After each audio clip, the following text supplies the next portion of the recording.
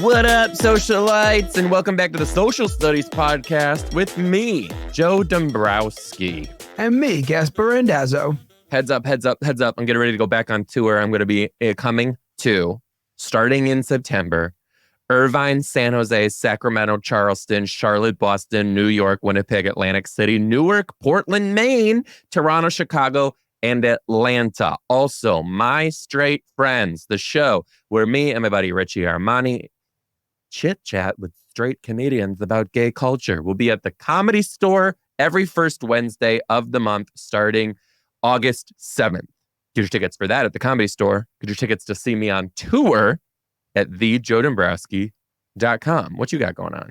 I will be in New York City this week. I'll be in Boston, Washington, Tampa, Cleveland, Detroit, Manchester, Tennessee, Atlanta, Staten Island, Freehold, Austin, Dallas, Columbus, Cincinnati, Allentown, Granville, Pennsylvania, Raleigh, North Carolina, Rochester, New York, Manasquan, and soon on my website, I'll be posting that I'll be back in Poughkeepsie, I'll be back in San Diego, and I'll be back in Arizona. So get your tickets at GaspareRandazzo.com. Dude, we're not friends anymore. You're supposed to let me say Manasquan. I just want to say Manasquan all the time. Will you take so much videos when you get to Manasquan? You're going to be very disappointed. You don't know that. Could be the promised land. Do you know that you're probably in a little bit of a depression right now? Depression?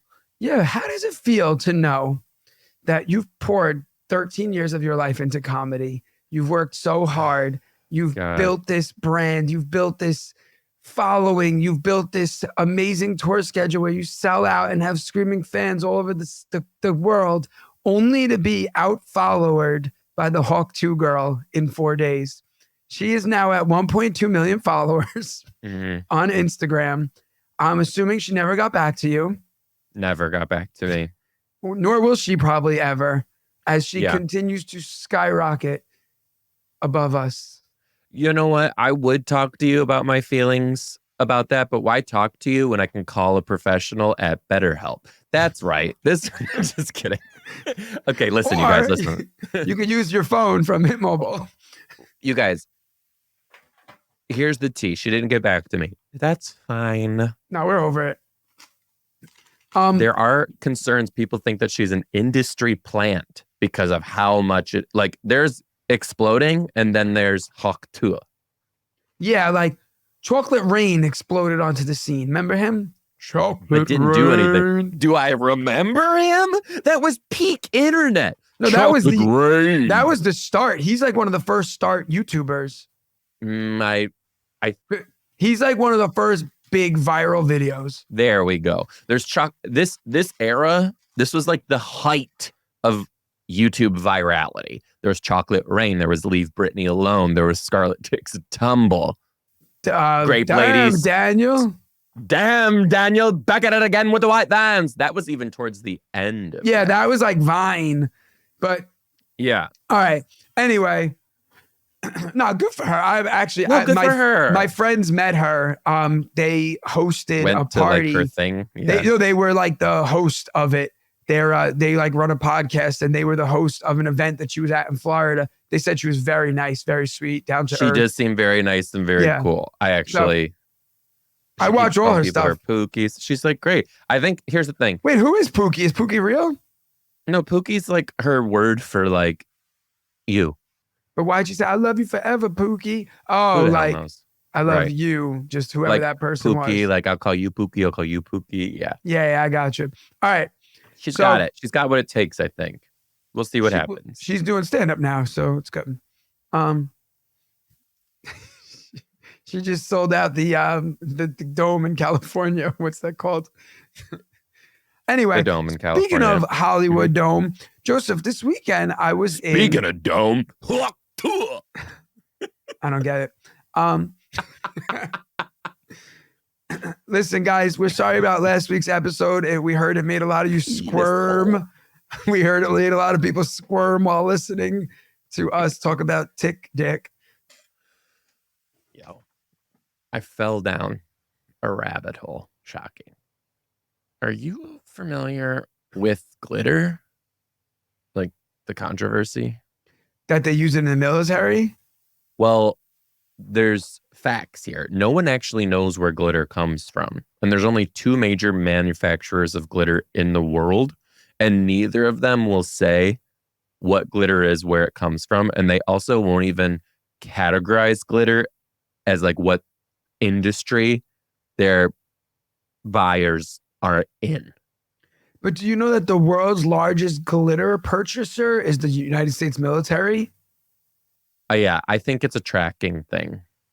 Yeah, no, it disrupts like homing missiles and stuff like that. Like it can like disrupt radar. Like they'll like shoot it into the air, glitter apparently. And like I gotta say this, gay people, we kind of are saving the world. Like imagine like you're just in war zone and all of a sudden it's just like just glitter coming from. Could you imagine? Yeah, it's literally like the middle of the war. It's war, but it's pride, and all the gays just go. Well, the gays are on the front lines, just blowing glitter, glitter, and cock, penis. Anyway. Manasquan penises. Wait, so they don't know where they buy glitter? How do they not know? It has to be made somewhere. They won't say. Yeah, let me look it up at a Google search. Google. How is glitter made? Glitter begins as sheets of material such as metal, foil, glass, or plastic. These sheets are then coated with a delicate layer of adhesive and reflective material such as aluminum, color pigment. Stop. Read it slower and sexier. Give it very Manasquan. Glitter glitter begins a sheet of metal, all right? You just got such as metal, foil, glass, even a slight little plastic. I should do book reads. You actually shouldn't, because I don't know that people need any, it's like Charlotte's Web read in the style of Garbage Man. No, but do you want to hear how it ends? The babies let their web out from their assholes and they flew away, and then Charlotte died and everyone was sad. That's you. Don't sound like that. Yes, you do. All right, but basically it's made of common plastics, PET or PVC. It's coated with aluminum or other synthetic materials that makes it reflective. It's made with PCP. PVCP. PVC. PVCP. One prominent theory is that the military is buying glitter to use in various top secret ways. One of this might be that glitter is used for stealth coatings on military crafts. So you have just a straight up giant military craft coming at you and it's just covered in glitter.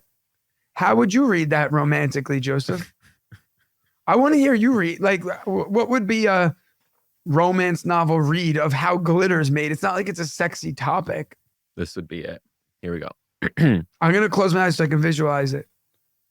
Glitter. Oh, he's putting it all over him. It's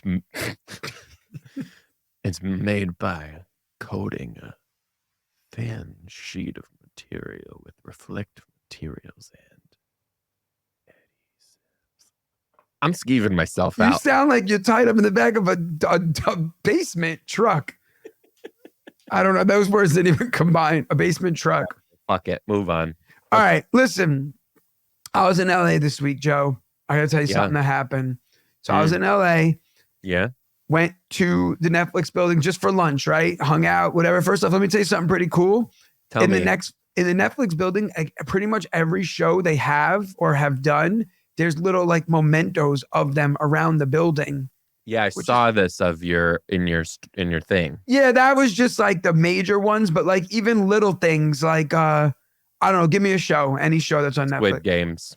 Yeah, but like a minor show. Selling Sunset. Okay, yeah. So like for example, like you'll be walking down like the corridor and there'll be like a plaque, like a real estate plaque. Like it'll be like, a memento from the show. Like there's just like random, if they had a show about making glitter, there would be like a glitter tube. Like it's almost like a Netflix museum. Anything from Tiger King in that you saw? Could you imagine you go as just like tiger fur or like Joe Exotic's mullet that they had to cut off when he went to jail? What's he doing? I don't know, but I did write him a letter in prison. No, you didn't. Yes, I did. What'd you say? It was the pandemic. I had nothing to do. I just wrote him a letter. Just saying, hey? Pretty much just saying hey. And did he get back to you? No. But if I put a picture, I bet he would have. He got 22 years of prison. So he's still in prison. 22. And then he tried to run for president from prison, which, allegedly, he shot and killed 5 tigers to make room for the big cats. He was ordered to pay $183,000 to the People for Ethical Treatment of Animals organization. I love that organization. I'm very big into that. He did announce his run for presidential bid in 2024, actually, recently. So he's running again. And I know who's got my vote. Hey, what up, socialites? We got another great deal for you. Listen, I love a deal as much as the next guy, but I'm not going to crawl through hoops just to get it. But this one's no bullshit. It's real. Mint Mobile said it was easy to get wireless for $15 a month with the purchase of a 3-month plan. So listen, I called them because I'm not going to lie to you. I needed a burner phone. So crazy, stop calling me nonstop. My phone is constantly inundated with people trying to solicit whatever it is. I'm getting crazy texts from scams, all this stuff. I'm done with it. So I needed another phone. The longest part of the process was the time I spent on hold, waiting to break it up with my old provider, honestly. But let me tell you what, this is the deal that you want. To get started, go to mintmobile.com/social studies. There you'll see everything that you need to set up a 3-month plan that is truly only $15 a month, which includes the unlimited plan. All plans come with high-speed data and unlimited talk-to-text delivered on the nation's largest 5G network. You can use your own phone with Mint Mobile also with this plan and bring your phone number along with you. To get this offer for your 3-month premium wireless plan for just $15 a month, go to mintmobile.com/social studies. That's mintmobile.com/social studies. To cut your wireless bill to $15 a month, go to mintmobile.com/social studies. I'm not going to lie to you guys. It's $45 up front, which is the equivalent to your $15 a month. New customers on a first 3-month plan are the only ones who are going to be accepted into this, and the speed is slower above 40 gigabytes on the unlimited plan. Additional taxes and fees and restrictions do apply, and if you want to learn more, see mintmobile.com for details. All right, anyway, so I go to the Netflix building, right? So I was in LA to do a show in LA, right? And I was doing a show, stand-up show, right? And I get in the Uber, and I was like, the Uber driver, I was like, hey, can you do me a favor? I was like, I need a ride to the Netflix building. So he's like, oh, that's awesome, bro. Like, what are you in town for? So I was like, oh, I'm actually a stand-up comedian. And he's like, and you're going to the Netflix building? And I was like, yeah. He's like, bro. He like stopped the car. He's like, this is fucking awesome. He's like, I can't believe it. That's so cool. You're a Netflix comedian. I was like, no. I'm like, I'm a comedian who's doing a show. I was like, and I'm also going to the Netflix building because I was on a Netflix show, not connected to being a comedian.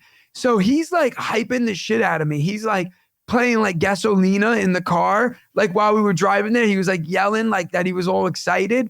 We get up to the gates, right, of Netflix. There, it's like on a lot, the building's on a lot. So we get to the lot, and when we pull up to the lot, they straight up were like, oh, they were like, you can't go in. He's like, oh, no. He's like, I just want to come in real quick. He's like, I want to come in real quick. He's like, I got to drop this guy off. So they were like, you can leave him here. He's like, no, this guy's a Netflix comedian. He can't walk. He was trying to get in. Yeah, he wanted to see inside the lot. So I go, no, I can walk. Not a Netflix comedian, just a person that was on Netflix. He's like, this guy's fucking famous. He's screaming at security like crazy. So the security guard goes, let me see, roll down the window. So he rolls down the back window. I was like, oh my God. She looks dead at me in the eyes and goes, never seen him before. I was like, yeah, he said I was famous. I didn't say that. So she's like, get out here. I'm like, no problem. I would actually love to get out here. This sounds perfect. I bet this happens all the time. Oh, where drivers try to get in and hang out? Yeah. Dude, because the lot itself is just like, it's nothing. It's just a building, like a beautiful building. But right. Like inside's awesome. You know what they had in the bathroom? I took some. They had deodorant wipes. It was like, oh, it's hot out. Like, sweaty. Use these. They were wipes. Wipe your nuts. Wipes. That's insane. No, it's for under your arms, but I did have to use it for that too. I took a lot. Interesting. And then I walked 3 miles in 117-degree weather to the podcast I had to film. Ooh. So, yeah. Speaking of Netflix, though, I have been binging some good shit on Netflix recently. And I need to ask you, have you watched America's Sweethearts, Dallas Cowboys Cheerleaders documentary? Mm-hmm. Truly amazing. Now, here's the thing. Dallas Cowgirls Cheerleaders. First of all, let's stop right there. What's your knowledge of that, given not watched it yet? Okay, I can tell you this. I knew a girl who was a cheerleader for the Jets. She was a teacher. And like being a cheerleader for the Jets wasn't like her job. It was kind of just like she worked on the weekends when they had games at home. You know what I mean? Like, so she only got paid. I think she told me they didn't get paid when they practiced, or like they only got like a small stipend for practice. So it wasn't like a full-time job. So she was like a teacher during the day and then a cheerleader on the weekends sometimes. Yeah. But I know Dallas Cowboy cheerleaders are like an entity that's like a business. Yo, so listen to this. Everything you're going to say, I was just about to say. Dallas Cowboys cheerleaders is an entity. It is, honestly, I don't have the numbers, so I can't say for sure. Big business, right? They got Barbies of these girls. They're making calendars. They're going on PR events. Like they're doing straight up, they're doing commercials that are on like ESPN, like Merry Christmas from the Dallas Cowgirls Cheerleaders. They're dancing at the halftime show. They're dancing with Dolly Parton, all that too.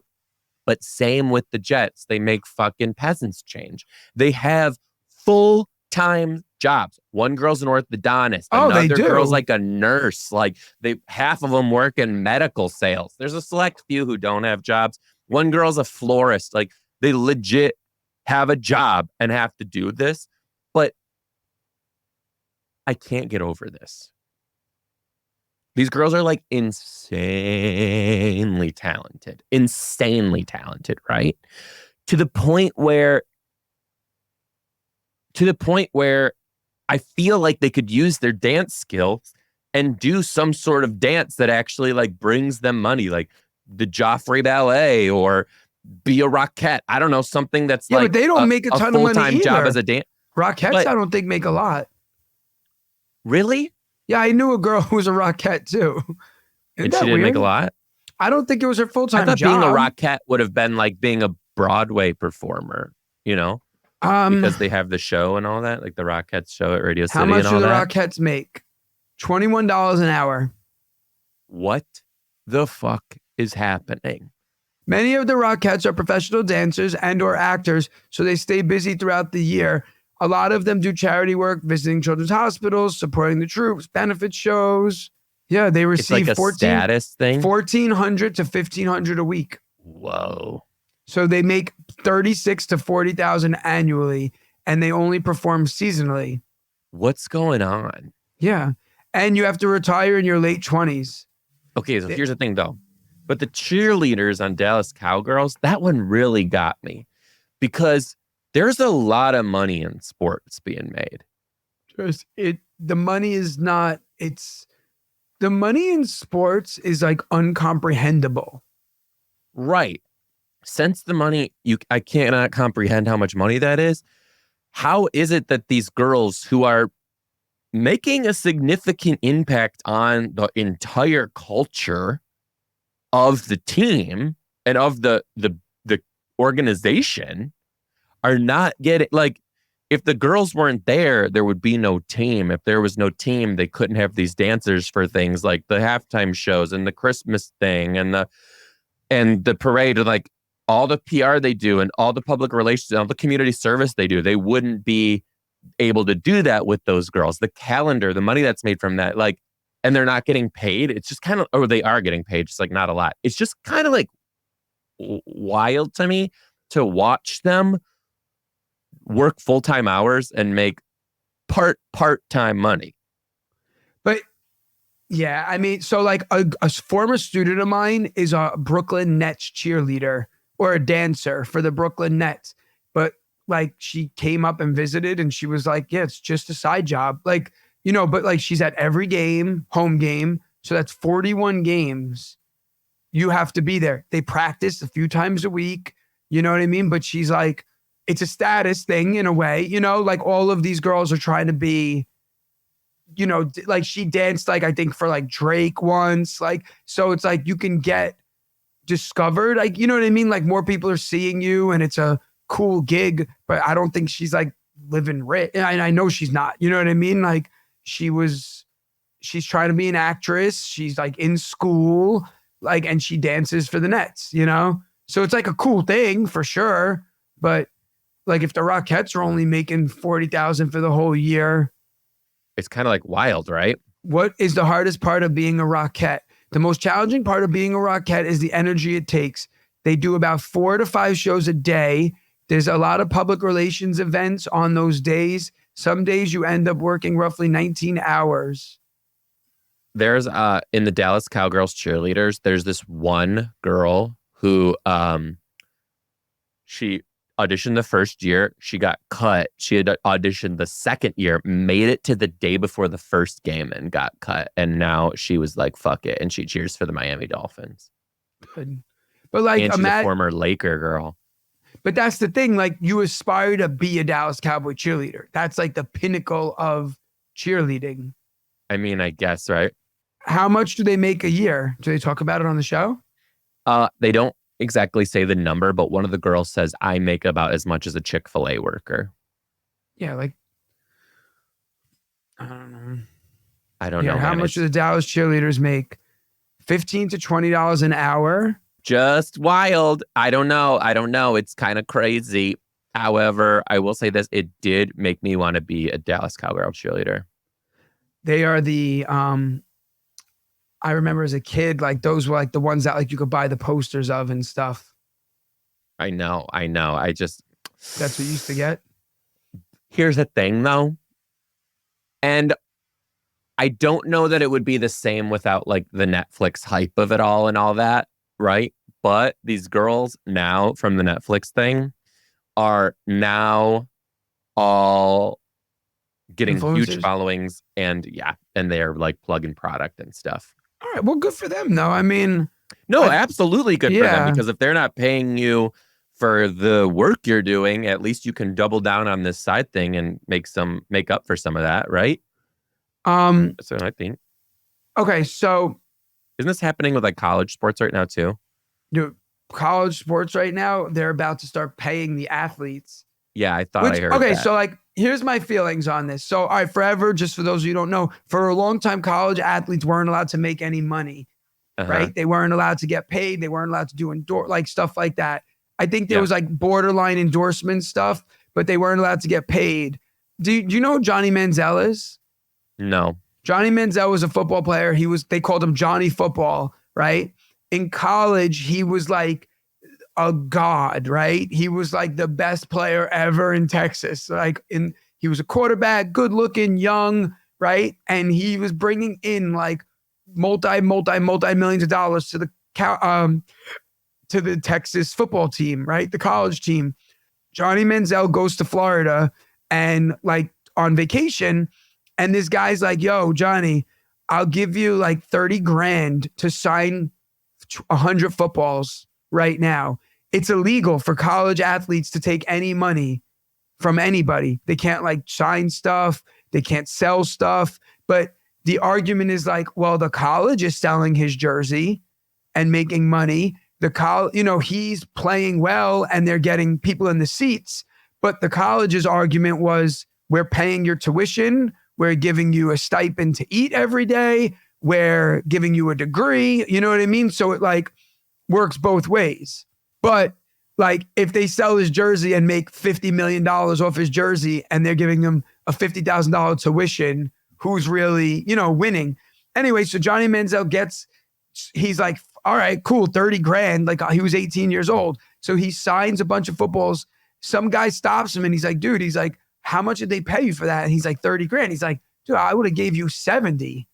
So he's like, all right, let's do it more then, So now all of a sudden he's signing all these footballs and they're selling them and he's getting tons of money like under the table from all these people. Then he flies to Philly, does it there. Then he flies to Detroit, does it there, right? He's flying all over. So they start questioning, how is this 18-year-old kid traveling the whole country right now? Like there's videos of him on boats, videos of him doing this, doing that, right? Living it up.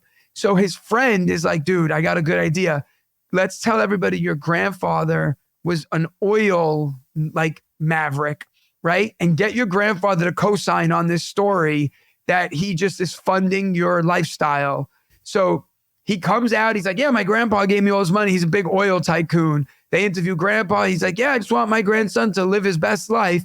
All untrue. So this guy's just, running around, partying it up, doing coke with like all these athletes and celebrities. And he makes it to the NFL, complete bust, never ends up actually playing. He was terrible. He was too busy partying, too busy. Like he was bad. I mean, he had a drug addiction and a lot of other stuff. Like they couldn't even get him to like stay clean. What team was he on? The Cleveland Browns. Okay. Yeah. So like, but he like went through a lot, never made it in the NFL. He fizzled out. But basically he was like a big person in the whole, like athletes need to get paid. Like we're making you all this money. And so now athletes are going to be able to get paid. But the issue is now where are all the good athletes going to go? What do you mean? Like if you're a really good athlete, you're only going to go now to the schools that have the money because you're going to, they're getting paid. So it's no longer like. Yeah, no, I feel that. Also if a school can come out and pay you more than another school, you probably will go to that school, even if it's a better football school. So that school is going to just like dominate forever. Right. If they can afford it. Right. But here's my question though, too. So, so they're getting tuition and paid? Yeah. How do you feel about it? I think they deserve it. They're working. You know what I mean? Like, dude, when I went to college. How come they just don't go to the NFL? Well, because they're kids. They're only 18. Don't some people get drafted before graduating or get drafted out of high school? You can declare yourself for the draft, but I don't know. Like, look, I worked at Applebee's, right, while I went to college. It sucked. Totally is Applebee's to the NFL pipeline. Yep. No, but I'm saying like I worked at Applebee's before I went to college. And while I went to college, it was hard working a pretty much full-time, not even a full-time job, a two-thirds time job. Right? Yeah. But you weren't going to Applebee's you weren't going to college to work at Applebee's. No, but some of these guys aren't going to make it to the NFL. Most college football players don't make it to the NFL. Who does then? The best of the best. You got to figure, Joe, there's 30 teams. 32 teams, 55 players on each team. Doesn't the best of the best come from college teams? Where do the best of the best come from? From college football. Right. But so then ready? How many college football teams are there? 858. Fuck. So 858 college football teams are now times that number by 55. What do you get? You get a few lot. I don't know. Is there any documentaries about following like the best college athletes and who actually gets into the NFL? So look, every year, 47,190 people are in line. Only 55 times 30 times 7 is what? 7, 14, 21. Only 280 people get drafted every year. Holy shit. Out of 50,000, only 280 are going. So the rest of them, though, are content with like, hey, I'm getting a free college tuition out of this. You know what I mean? Like, of course, your goal is to make it to the NFL. But like, if they're paying me to go to college, but what I'm saying is like, the whole thing about the Applebee's comparison is like, these guys can't work a side job to make money. So I think it's right that they get some money because like where you're not working, your whole life is football. You're practicing, you're playing, you're traveling on weekends. So you're essentially working for your tuition. I don't know. I'm going to say this too. What's your thoughts on it then? I don't know. A couple things. I got a lot of thoughts. What is the main motivation of a college athlete going to school? Make it to the NFL. Right. Not be the best in this profession for this degree I'm earning. So if the college knows that going in and I'm not saying for everybody, that this person, where they're going to this school, we want them to go to this school to play football. They're going to major in physical therapy. Are they going to be a top candidate in our physical therapy program? Probably not. So why do they get that part for free too? So you're saying like they shouldn't get the degree for free. Right. But they're making the school 50K money. deduction of the 50K deduction from what we would pay you. And sure, we'll call it free. Well, maybe I don't know. That's a good question. I don't know. And it's but not do you like, see what I'm saying? Because I'm not, if they didn't play football and they applied for X program, I'm not, again, not everybody. Some of these athletes are incredibly smart and athletically gifted. That's no joke. But I'm going to go ahead and say there's probably a huge handful of them who are only athletically gifted and probably not, because they've been I think that to be that good, to be like an Olympic athlete or to be an NFL superstar, you have to dedicate your life to the sport, not so much the academics. Not saying that they're stupid. No, but it's the reality. Like no, it is the reality, right? You're hitting a baseball 1,000 times a day from early on if you want to go to the MLB. So why does this person get this degree in this department for free when there's kids who are smart enough to be in that department who are not making it because they can't play the sport? We're taking this person of this athlete in this department. Well, because everything comes down to money. So true. I mean, that's it. You're right. College football makes schools. I'm just having a debate with you. I mean, it's not even a debate. I just think college football makes a lot of money. Like, but hey, and even given what I just said, I definitely think that they need but here's the thing. If they're not getting paid, at least let them double down on like social media and brand deals and endorsements and sell their own merch and do their own thing. Like that should all be allowed. But I don't know. There's two sides of this, I guess. You know what I mean? I just do feel like I know it's just kind of crazy sometimes. And you're right. It all comes down to money, what the school can make, what the program can make, the business can thrive if I put this person on this team. Yes. Like there's a kid out there who's smarter than him and should be in our physical therapy program, or should be accepted to our undergraduate base level program at all. But we're taking this person because they can throw a ball really well. Yeah. Right. Because that kid is financially going to make us a better school. So what's the point of college, though? Is the point of college to pump out people who can have these jobs in our society or to play the fucking sports? Depends what you ask, I guess. That's what I'm saying. I mean, the academics are going to say, it's us, but the athletic programs are what make schools money. That's reality. Athletic programs are big businesses. And also a lot of these athletes can go on and work for the business side of it. But did you ever see a college football stadium? Unreal. They hold 100,000. From Michigan. I've been in the big house. Yeah. So like they hold 100,000 people and it's filled. The players see $0 of that. So you went to a game when you were at Michigan. You paid $30 to get in. You bought $20 of beer. Whatever. I'm just saying, you bought $20 worth of beer and hot dogs and probably way more. If 100,000 people. A day at a football game is easily low end of $200 day. Lowest end. So now think about it. You're talking about 100,000 people spending $200 to be there. That's unbelievable. That's $2 million. And that's one game. And that's not even including jersey sales, other stuff. And you're a college kid, so a 200 is like for the lower ticket set, seats and all that stuff. Hey, and here's my thing too. I'm not jocking it. I'm just saying this and that too, because I think people should be compensated for their talents too. Like we do comedy and we go do shows and we get compensated for that. And that's fantastic. We wouldn't be doing what we're doing for free. Just straight up.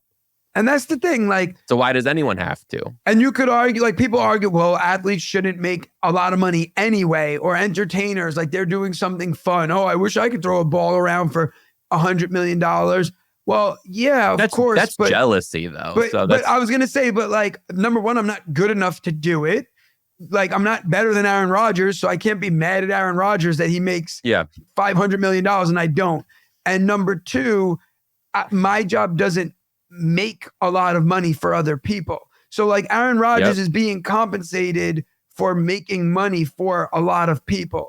And the other thing too is that argument is so bogus when it comes to entertainment or sports at all, because there's a place for entertainment, regardless if it's athletic or if it's, you know, theater or if it's movies, whatever, music, because people, all humans need an outlet from their daily life to enjoy something other than the monotony of being alive. So I totally think people in those fields deserve to be compensated correctly. But it is weird. It's a weird argument, right? It's weird. And it's crazy because like when you think and you're like, oh, like, you know, I was reading something about like Bad Bunny. You know who he is? Yeah, of course.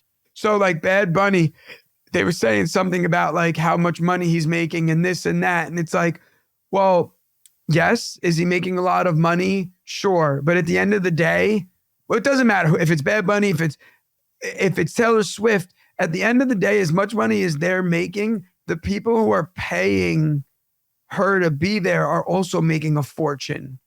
Does that make sense? Like basically, like it was talking about how like Bad Bunny sold out Yankee Stadium, but like, and they paid him like $20 million or whatever it was.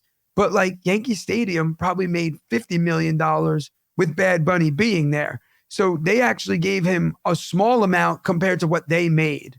That was what the whole point of the article was. You know what I'm saying? Like a comedy club has us come in. Yeah. Do they pay us nicely? Yes. But they also make a lot more money because we're there than because we're not there. So that's why these places are paying. Whereas in, you know, teaching, like I'm not putting money in the school by kids coming to my class or not. Yeah, so truly, like, it is wild. And I would love to hear from the fans. If you guys can leave a comment on YouTube, if you're watching us on YouTube, or you can write us on Patreon, become a Patreon fan at patreon.com/The Social Studies Podcast. Yeah. So like, I don't know. Let us know. Anyway, so what do you got planned this weekend, Joe? Anything? This weekend, nothing crazy. I got a show in Portland tonight, going to Portland, and then probably just enjoying being alive here. Finally enjoying some time off. It's been great. What are you up to? No, I got shows in Long Island tomorrow night, the next night. But I will say I did get a little taste of your world this week with like the traveling a lot. Yeah, it's wild. And it's crazy because it's like, I always like, I'm like, oh, when you're on the road, you could do this, you could do that. But like half the time you're so tired from just plane rides and traveling and doing the show, staying up late, you know, it's kind of exhausting. Yeah, it's just wild. Going from city to city is exhausting. Like I know, it's why it feels Ubers, so good just chilling for a little bit. But also at the same time, my psychotic comedy brain is like, I can't wait to do a show again. And I get that. An addiction. But